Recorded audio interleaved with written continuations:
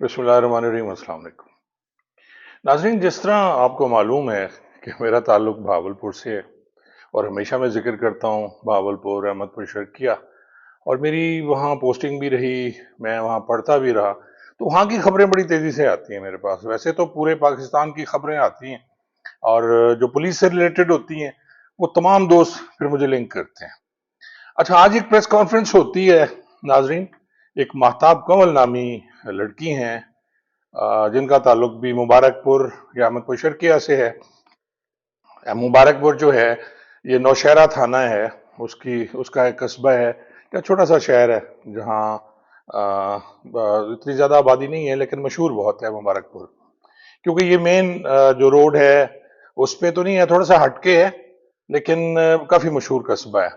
तो वहाँ की ये लड़की हैं जी, तो इन्होंने एक प्रेस कॉन्फ्रेंस की और वो प्रेस कॉन्फ्रेंस थी जी, एक डीएसपी साहब हैं सीआईए के वो, और उसके साथ एक अब्दुल्ला नामी प्राइवेट बंदा है जिसके बारे में कहा जाता है कि जो सबका डीपीओ थे उनका वो खास था, और जितनी भी डील्स होती थी वो मुबैना तौर पर जो उन पे इल्जामात लगे हैं इस तरह के वो उनके थ्रू होती थी।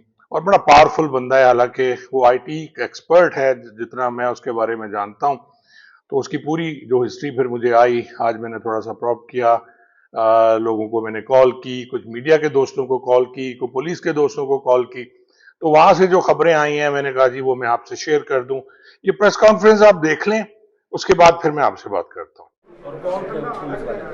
सीआई वाले के बंदे थे और सीआई वाले के बंदे थे और अब्दुल्ला नामी एक शख्स था जिसने मुझ पर तशद्दुद किया और मुझे उल्टा लिटा के मुझे जूते मारे, और इलेक्ट्रिशियन मशीन थी जो मेरी यहाँ पे लगा दी उन्होंने और मेरे दिमाग पे लगा देते।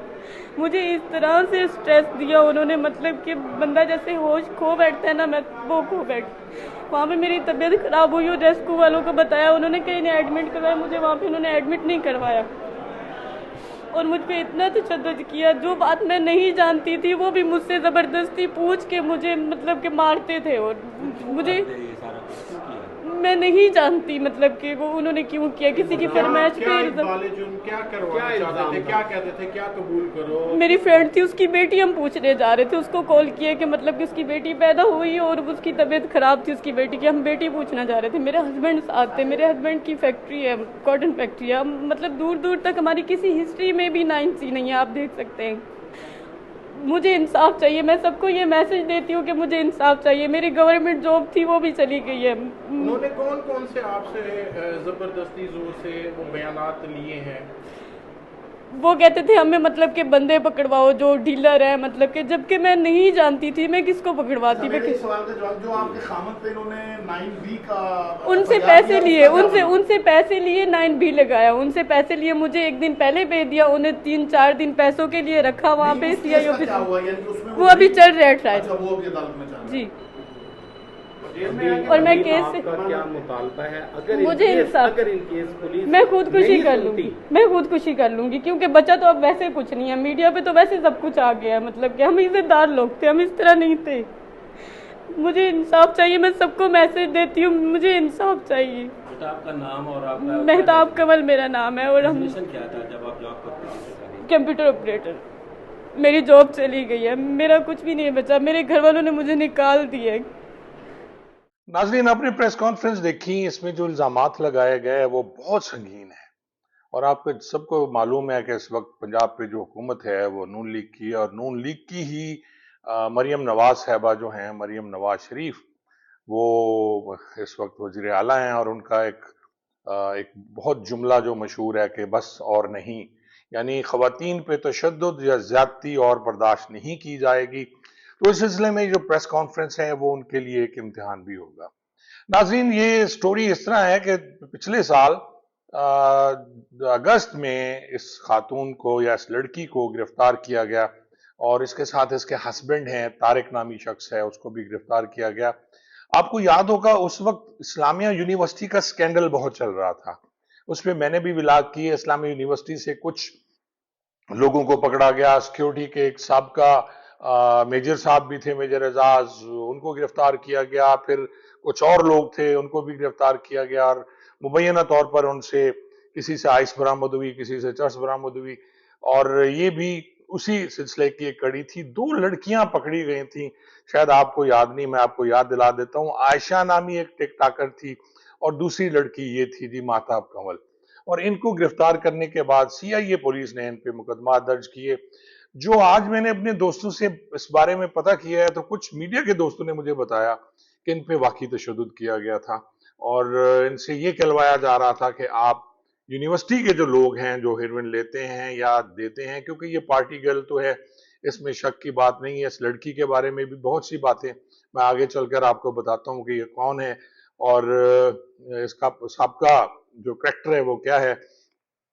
لیکن اس کے ساتھ ساتھ جو عبداللہ نامی ٹاؤٹ جو ہے، اس وقت IT کے جتنی بھی آپ دیکھ لیں کہ ایک پرائیویٹ بندے کو ایکسیس دی گئی ہے بھاولپور پولیس کی طرف سے، اور یہ آج کی نہیں بلکہ یہ 2000 کہا جاتا ہے کہ 15-16 کے بعد وہاں یہ جو تھے ان کی خدمات لی گئیں، کیونکہ یہ کوئی تھوڑا سا IT کے بارے میں جانتا ہے. اس کی موبائل کی شاپ ہوا کرتی تھی مبینہ طور پر، اور پھر اس کی دوستی ہوئی.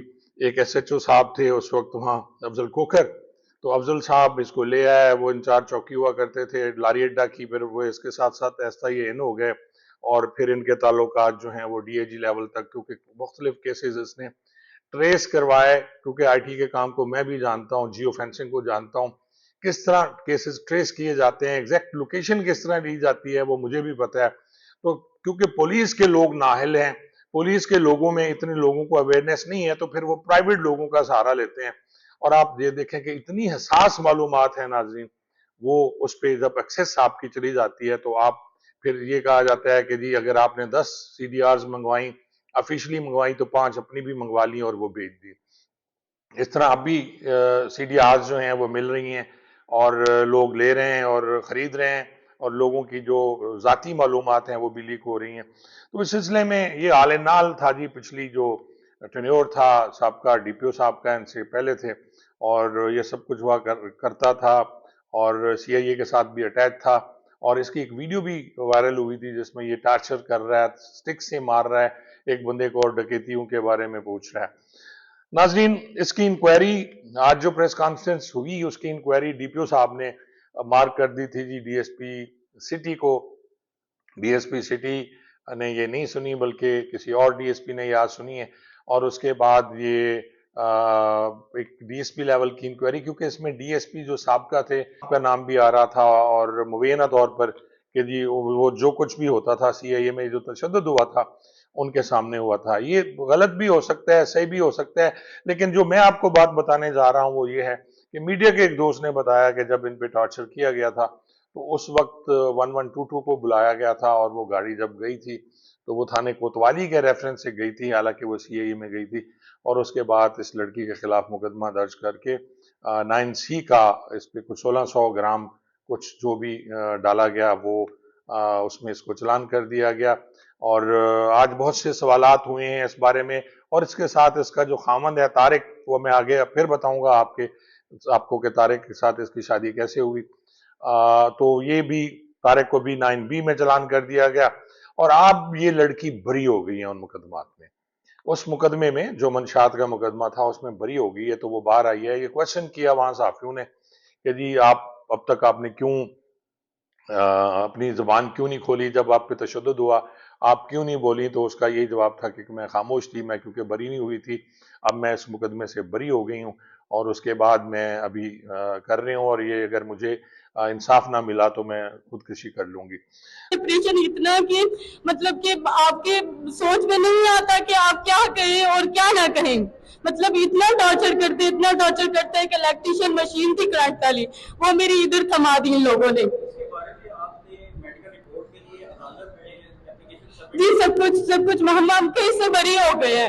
ایک اور خاتون تھی وہاں پہ جسے میں نہیں جانتی، وہ اس کو میرے ساتھ اٹیچ کر کے مجھ پہ 9C لگا کے مجھے 14 دن جیل میں انہوں نے رکھا. اب ہم کیس سے بری ہو چکے ہیں، تو اس لیے میں یہاں انصاف کے لیے آئی ہوں. مجھے انصاف چاہیے، اور مجھے انصاف چاہیے. میں DPO کے پاس گئی، مجھے کہیں سے انصاف نہیں ملا. مجھے میری بات کسی نے بھی نہیں سنی.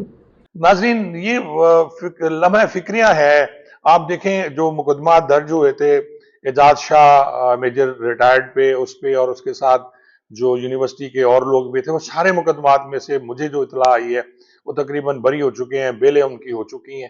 تو یہ اس ٹائپ کے جب مقدمات بنائے جاتے ہیں 9B 9C تو اسے پرسو نہیں کیا جاتا. حالانکہ آپ یہ دیکھیں کہ یہ جو مقدمات ہیں اس میں مدعی بھی پولیس والا ہوتا ہے اور گواہ بھی پولیس والا ہوتا ہے، اس کے باوجود بندے جو ہیں وہ بری ہو جاتے ہیں، ریکوری بھی ہوتی ہے، سب کچھ ہوتا ہے. تو میں حیران ہوں کہ ایسے مقدمات میں تو بندے کو محنت کر کے سزا کرانی چاہیے، لیکن یہ بعد میں کوئی پوچھتا نہیں ہے، نہ ہی ان کی پھر اپیلیں ہوتی ہیں، نہ ہی پروسیکیوشن اس کی اپیل کرتی ہے. تو اس طرح یہ مقدمات اس طرح اپنے انجام کو پہنچ جاتے ہیں. اس لڑکی کے بارے میں بھی میں نے آپ لوگوں کو پھر ہوگا کہ جی میں بار بار آپ دوستوں کو کہتا رہا ہوں کہ یہ لڑکی کون ہے. تو جیسا کہ اس کا تعلق مبارک پور سے ہے اور اس کے بعد اس کی دوستی عائشہ نامی لڑکی سے ہوئی. یہ سرکاری ملازم ہو گئی تھی ایک محکمے میں ہیلتھ میں، اور وہاں یہ ٹیلی فون آپریٹر تھی. اور اب آج بھی وہ کہہ رہی تھی کہ میری ملازمت چلی گئی، مجھے ڈسمس کر دیا گیا، اور میرا اس کو فیملی والوں نے بھی گھر سے نکال دیا. اور پہلے ایک جو پولیس آفیسر تھے جی، انسپیکٹر تھے، ان کے ساتھ بھی تعلقات کا بارے میں بتایا جا رہا ہے. آج کل وہ انسپیکٹر ہیں بھاول نگر میں، نام میں نہیں لوں گا. تو ان کے ساتھ بھی اس کے تعلقات تھے، اس کو بلیک میل بھی کرتی رہی ہے. لیکن اس کے ساتھ ساتھ پھر انہوں نے یہ جو طارق نامی شخص ہے، یہ کاٹن فیکٹری ہے اس کی، اس پہ اس نے 376 کا مقدمہ بھی کرایا تھا جناب الجبر کا. پھر بعد میں ہو گیا کہ جی ہمارا شرعی نکاح تھا، تو اس بندے نے پھر شرعی نکاح کر کے اس کو ابھی اپنے پاس رکھا ہوا ہے. ناظرین، بات یہ نہیں ہے کوئی بد کردار ہے، کوئی اچھے کردار کا ہے، کوئی برا ہے، کوئی اچھا ہے، اس کی بات تو ہم علیحدہ رکھ لیں. لیکن آج بات ہو رہی ہے پولیس کی. کیا پولیس والوں کو ایسے مقدمات درج کرنے چاہیے؟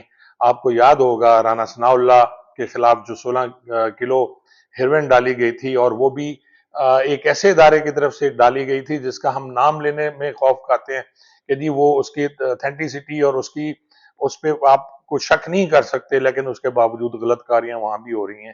اور یہ جو 9C کے مقدمات ہوتے ہیں، میں نے کچھ دن پہلے ایک ویڈیو لگائی تھی، اس میں بھی ایک SHO کہہ رہا تھا کہ ہمیں کہا جاتا ہے کہ آپ 9C کے پرچے دیں، چاہے جہاں سے بھی ڈالیں، آپ کو ریکوری ڈالنی پڑتی ہے. اور آپ یہ دیکھیں کہ پینے والا جو ہے، چرس پینے والا یا آئس پینے والا، اس کے خلاف بھی 9C کا پرچہ دے دیا جاتا ہے، اور بعد میں یہ سارے بری ہو جاتے ہیں، کوئی پرسو نہیں ہوتا. اور میری تو یہی گزارش ہوگی، دو باتیں ہوگی میری حکومت جو پنجاب حکومت ہے اس سے. ایک تو اس لڑکی کی جو ہے وہ بالکل صحیح انکوائری ہونی چاہیے کہ اگر اس پہ مقدمات غلط درج ہوئے تو پھر ان پولیس آفیسرز کو جو اس میں مدعی تھے سزا ضرور ملنی چاہیے، اور اب وہ بری بھی ہو گئی ہے. اور اسی طرح جو جھوٹے مقدمات درج ہوتے ہیں ان کو بھی ان کے خلاف کارروائی ضرور ہونی چاہیے.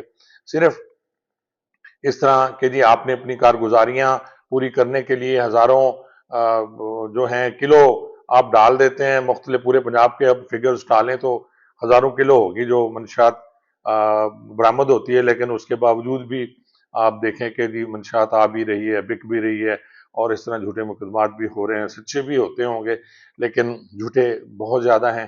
اور خاص طور پہ جس طرح یہ لڑکی رو رہی تھی، مجھے لگتا ہے کہ کہیں نہ کہیں اس کے ساتھ زیادتی ہوئی ہے. تو انکوائری بنتی ہے، لیکن اس لیول پہ نہیں کہ اسی ضلع میں وقوع ہوا ہے اسی ضلع میں آپ نے انکوائری کر دی. آئی صاحب کو چاہیے کہ یہ کم از کم اس کی انکوائری جو ہے وہ پنجاب لیول پہ ہونے چاہیے. اور خاص طور پہ یہ امتحان ہے محترمہ مریم نواز صاحبہ کا، جو کہ اس وقت خاتون چیف منسٹر ہیں، تو وہ اب دیکھیں کیا کرتی ہیں. بہت بہت شکریہ.